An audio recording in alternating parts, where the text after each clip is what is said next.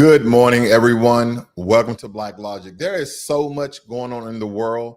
I have a couple of news stories for you guys, but I am going to do a breakdown of my thoughts, hypothetically, of a World War III.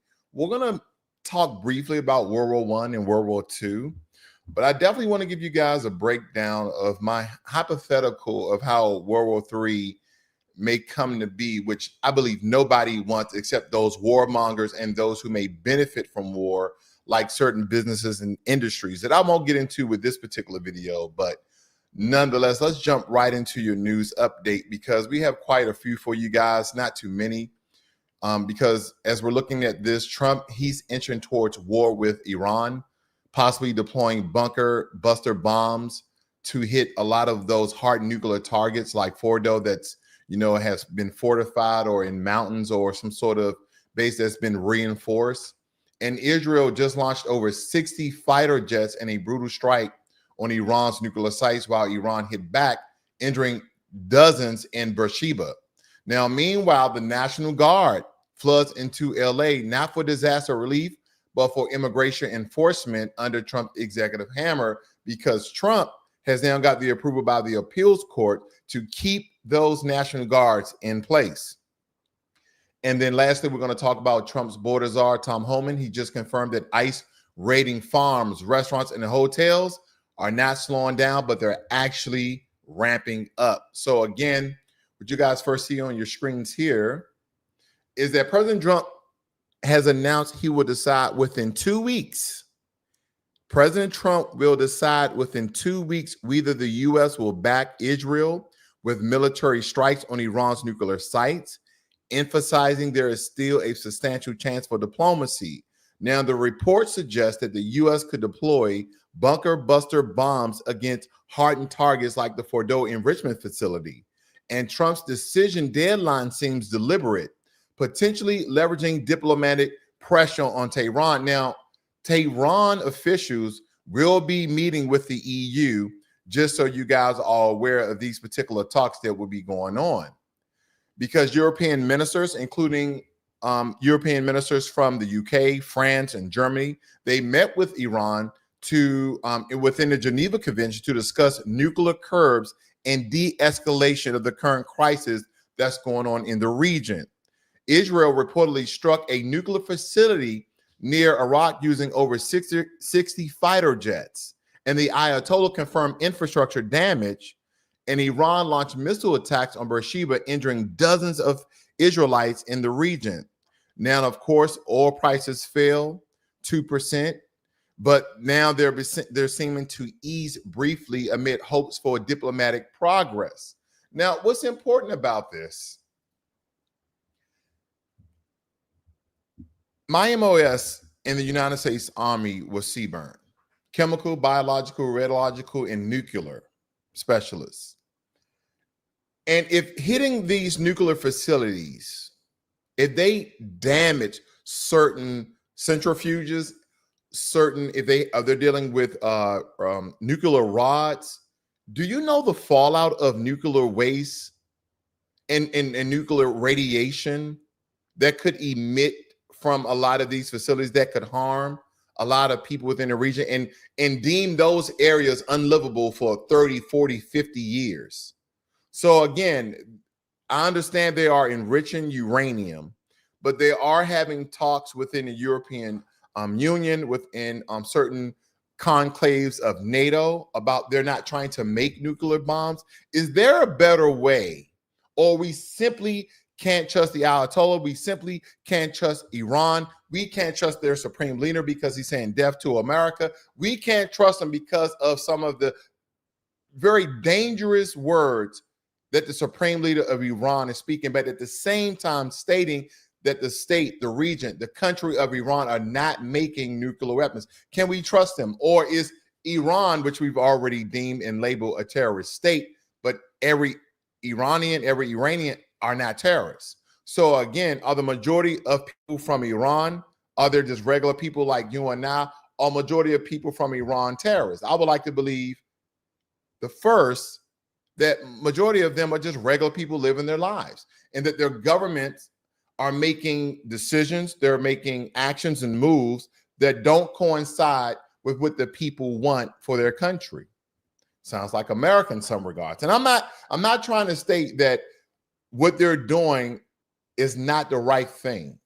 I'm just stating how they're going about it needs to be a little more diplomatic, and it needs to be a little more peaceful, so to speak. Because again, President Trump, he's stating within 2 weeks, he's going to decide if we're going to join in and start to bomb Iran. And basically what we're saying, we're going to war with Iran. That's what this is about.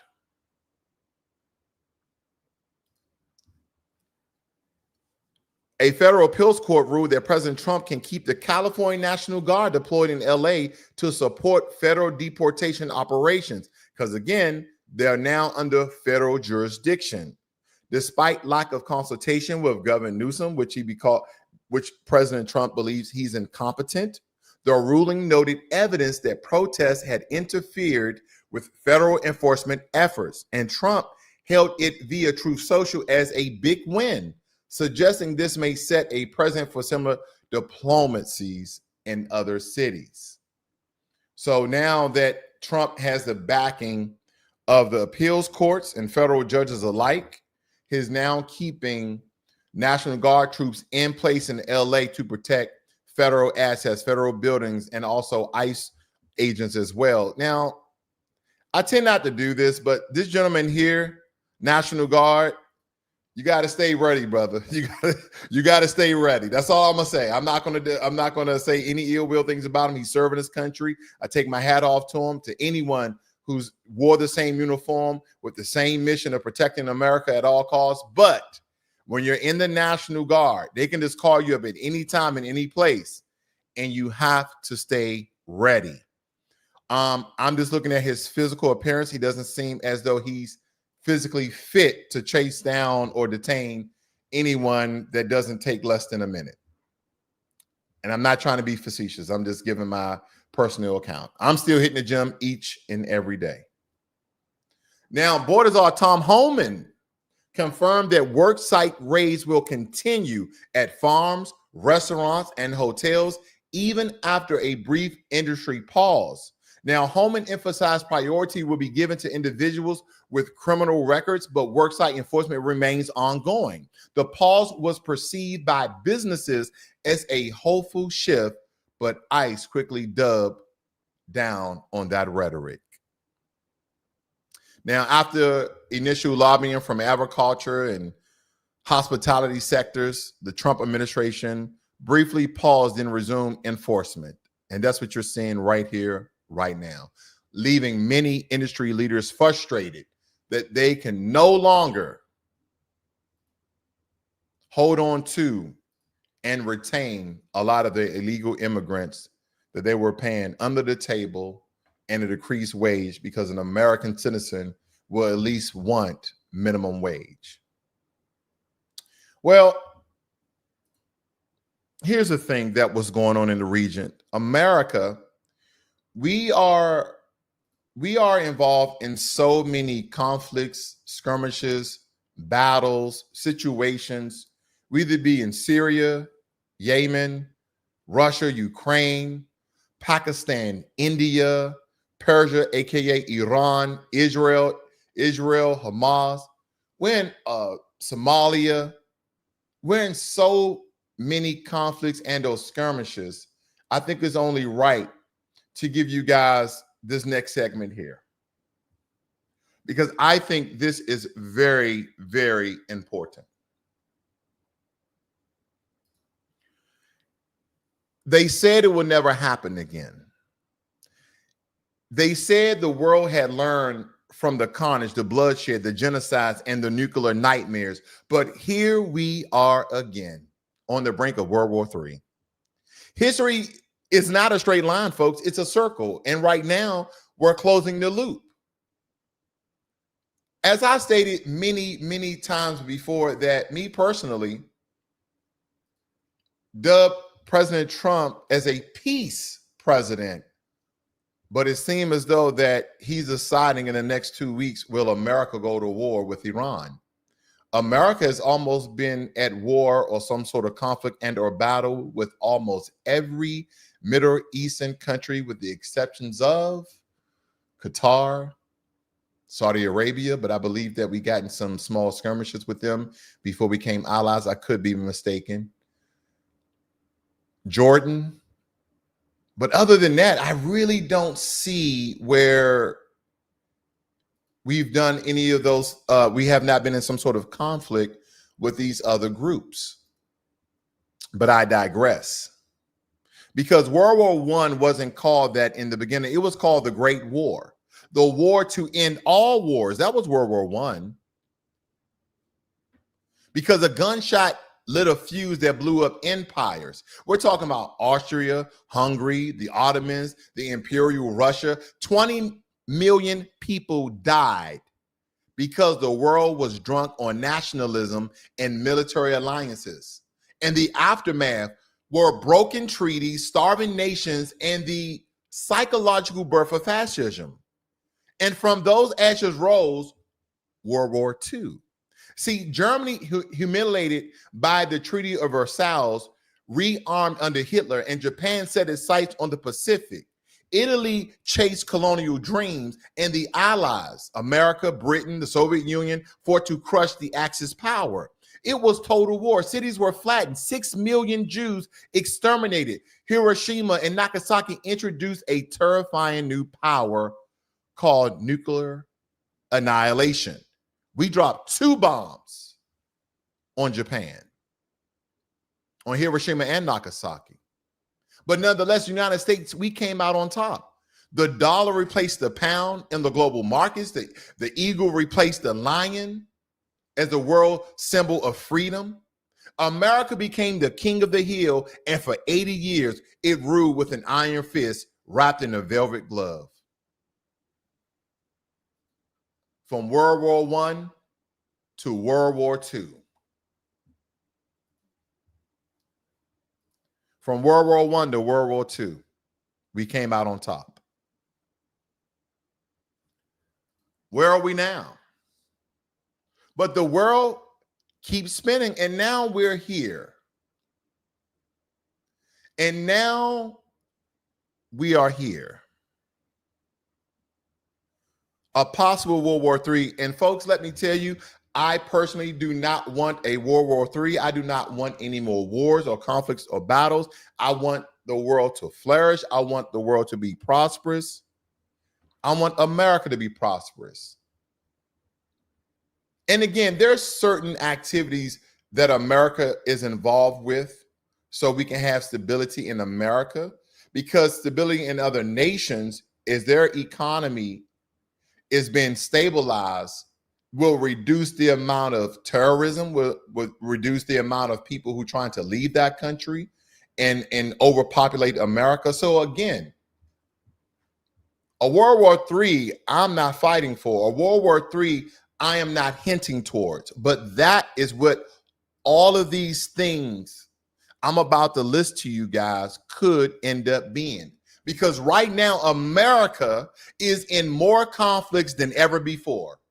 Back in Israel in a bloody war against Hamas, secretly or overtly posturing with Israel against Iran, propping up Ukraine in a grueling fight with Russia, holding military positions in Syria and Iraq, launching drone strikes in Yemen and Somalia, playing watchdog in Sudan, watching genocide unfold, facing cyber attacks from global adversaries on a daily basis, conducting freedom of navigation ops in the South China Sea while China builds a military fortress, preparing for all-out war if Taiwan gets invaded. This isn't peacetime. This isn't stability. This is only the prelude. Because what does World War III really looks like? If there is a World War III, it won't look like Normandy or Iwo Jima. It would not look like Normandy or Iwo Jima. It would not look like those two. It starts fast, sudden, and brutal. Iran might strike a U.S. base. That's what Iran may do. They may strike a U.S. base like Ayodhya or in Qatar or al-Assad in Iraq, pulling us into a regional war that engulfs Syria, Lebanon, and Yemen alike. And simultaneously, China invades Taiwan. U.S. forces stationed in Okinawa, Guam, and the Philippines scramble, but Beijing's army is already across the strait. We still have troops in Okinawa. I was stationed there. We still have troops in Guam. We have a very light, strategic, not a military force, maybe a remnants of residue, maybe a couple of strategists in the region of the Philippines. But our presence is not as strong after they decommissioned Clark Air Force Base in the Philippines. Japan and South Korea prepare for fallout with North Korea begins lobbying missiles to exploit this chaos. And then at the same time, Russia sees its window. Ukraine is the appetizer. Maybe the Baltics are next, rather. Because right now, I think Russia is playing a very strategic war with Ukraine. These are my thoughts. I believe that wholeheartedly. I think that Russia could easily topple Ukraine, but they're being very strategic about how they're going about to destroy or increase their land mass, because they already took over Crimea, which was part of Russia prior to the Soviet Union joining. And then even though Ukraine was one of the founding fathers of the Soviet Union, they allowed Gorbachev to be the Soviet Union's leader. But now they want to have nothing to do with Russia. And in these regards, if Ukraine is the appetizer for Russia, and then maybe the Baltics are next, and you know what, NATO is going to hesitate like they always do, and then NATO will splinter. Because then you have Poland, Germany, and the UK. They will try to hold the line. But America is tied up across two oceans. America is tied up across two oceans. The cyber front explodes, Wall Street goes dark, ATMs freeze, power grids fail, hospitals, airports, military bases all go offline. This isn't war with soldiers and tanks. This is war in the cloud, in space, in the seas, across the skies, all at one time. We keep talking about the cloud. We keep talking about space. I wonder if people are our allies or are they freeloaders? Now, sure, we have allies. NATO is strong on paper. Japan and South Korea host tens of thousands of our troops. I was stationed in Korea for 4 years. I was stationed in Japan for 1.5 years. Australia talks tough all the time, even in their news media. India plays both sides. They're friends with China and they're friends with America. As a matter of fact, we have a large East Indian population in America. But let's tell the truth. Most of them rely on us to do the bleeding when we're talking about these countries. Most of them rely on American blood, American foots on the ground to do most of the bleeding. America provides the bombs, the satellites, the bases, the carriers, the drones, and the troops. Meanwhile, Europe has outscored its defense to U.S. taxpayer dollars. And while we fund their security, they hoard their cash and energy deals. And if we fall, if we get stretched too thin, nukes on high alert, troops in every atmosphere, they will not save us. They'll just fight to replace us. Now, what happens if America breaks? I don't know if anybody ever thought that America is too strong, America is too powerful, America is too this, America is too that. Absolutely not. When we look at all the great empires, they have all been conquered. All the great empires have been conquered and or they have failed. Shaka Zulu, strong, talented. He had a bunch of warriors. They eventually got conquered. Hitler eventually got conquered. Genghis Khan, Kublai Khan, they both got conquered. When we look at all of the sects of different wars, Rome got conquered. They thought that Rome was too big to fail. They used to have a term, if you ever read Greek mythology, of course you're going to read Greek and Rome and a lot of those countries within the region, but they used to have a term called all roads lead to Rome. And Rome is in Italy, of course, but all roads lead to Rome because Rome was this massive empire. But some of the same things I studied when researching how Rome fell lines up with America. Rome had their hand almost in every conflict and war in their region. They were stretching their national budget too thin to assisting all these other different countries, as if America does not, we do as well. We started to get involved, and Rome started getting involved in a lot of conflicts and battles to conquer and seize land, just as well as America is. So again, the only thing I'm seeing here, possibly, is the fall of one of the greatest empires to ever be formed. And I don't want that to happen. Because what happens if America breaks? Because this war wouldn't just threaten lives, it would redefine global power, will it not? China wants the U.S. out of the Pacific permanently. Russia wants to reconstruct the Soviet empire. Iran wants dominance over the Middle East and revenge for every assassination and sanction we've dished out. The supreme leader of Iran says death to America. Why is that? Is it because America involves ourselves in affairs with that in the region, but we state that we have global interests, that this is for the security of America? And granted, I'm not saying this is false. I'm just asking the question here. Could we be stretching ourselves too thin?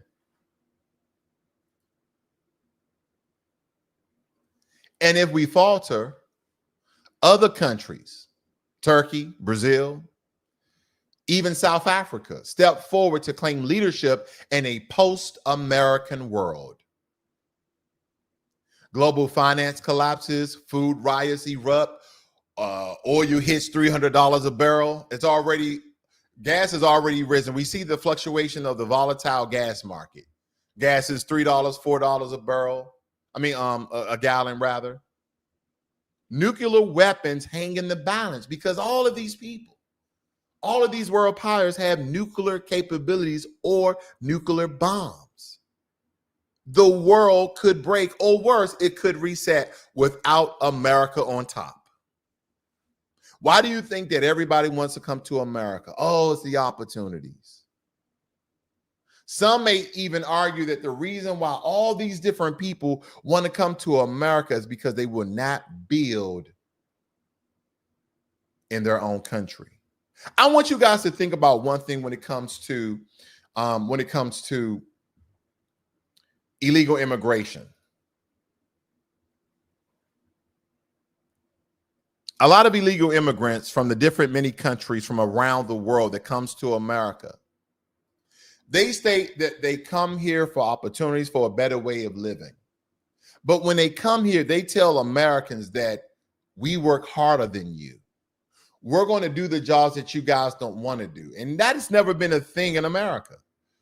We've always had people that look like me to do those jobs. And believe it or not, we never complained about how hard the work was. So we understand that there is a replacement, or there was a replacement in place. That the Democratic Party, and not just Joe Biden, but the Democratic Party for a very long time have been trying to replace Black people as their workforce in America when it comes to those blue-collar jobs. And they have succeeded. You guys have seen the many TikTok videos and YouTube videos of people from certain regions, even East Indians as well as Hispanics, saying how racist or discriminatory they were towards Black Americans, or how certain incentives were given to them so they can topple the Black workforce in America and be replaced. This is not conjecture. This is not rhetoric. This is the truth. Ask some of your friends from other races and demographics and see if you can drill down to the truth. What would America look like if World War III were to happen? Our military is very powerful, but could our military be overcommitted? I've been to Japan, Africa, Korea. I've been all over the world. We are everywhere, but that means we could end up being nowhere when it really counts.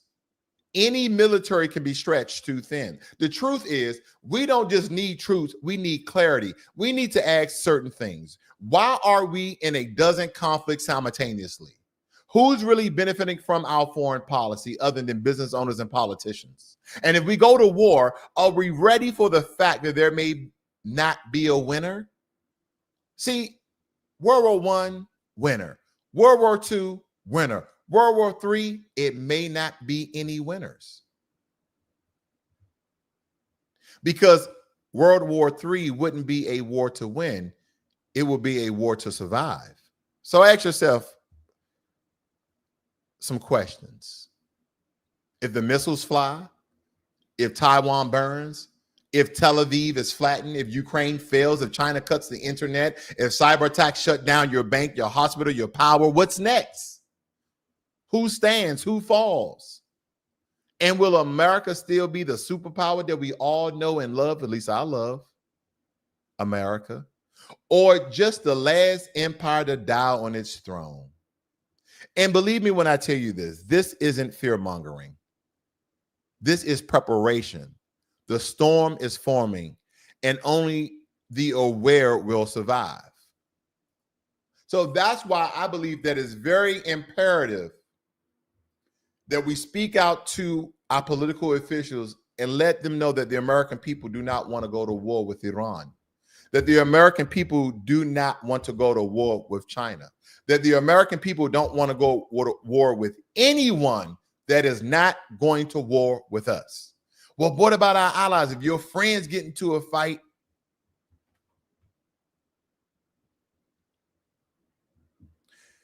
now, I've seen many of fights in my day growing up in Southeast DC. I've seen smaller guys beat bigger guys and bigger guys beat smaller guys and guys of equal size fight against one another. And we understand that Iran is a much bigger and powerful nation than Israel. Now, Israel has one of the most world-renowned intelligence agencies by the Mossad. But when it comes to the military prowess of equipment and people on ground, I would like to believe that Iran outnumbers that tenfold, especially just looking at the human capital that Iran has. We're talking about 90 to 92 million people versus 9 million people, 9.5 million people when it comes to Israel. But currently, Israel is in a two-headed war between Hamas in the region of Palestine and Gaza, and now with Iran. And Iran said they will not surrender. So now we have a country stating that they're going to basically fight to the death. America, we have already been in a bloody war in Iraq. We've already been in a bloody war with Afghanistan.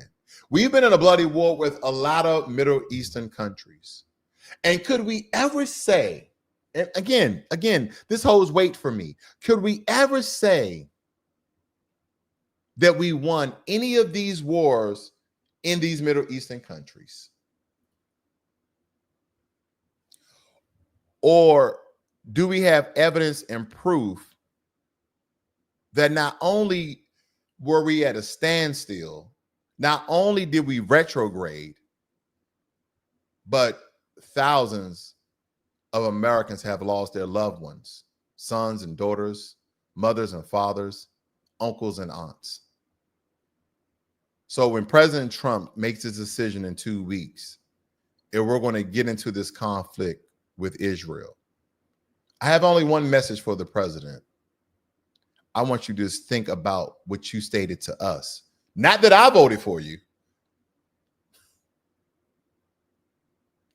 but I do vote for some of the things that you spoke about.